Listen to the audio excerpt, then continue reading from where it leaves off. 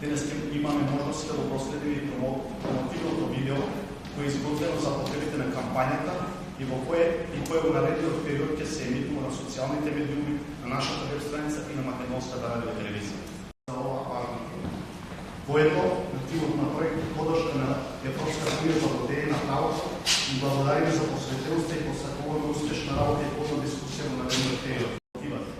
Дискусиите на 4 работилници ќе бидат можност за истекнување на предлози за измене на законот за лобирање, кои ќе бидат адресирани до работната група формирана од Министерството за правда. Еве тука нешто не е во ред. Еве ова може да биде подобро. Активистите, здруженијата, обичните граѓани, секој во својот ангол од општеството си велат, ајде да го смениме ова.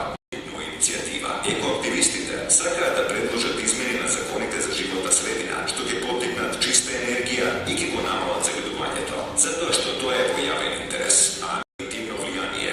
Лобирањето е дел од демократијата, кога е регистрирано, транспарентно и регулирано со закон. Затоа лобирај, промени транспарентно по закон. Не е комплициран, едноставен е.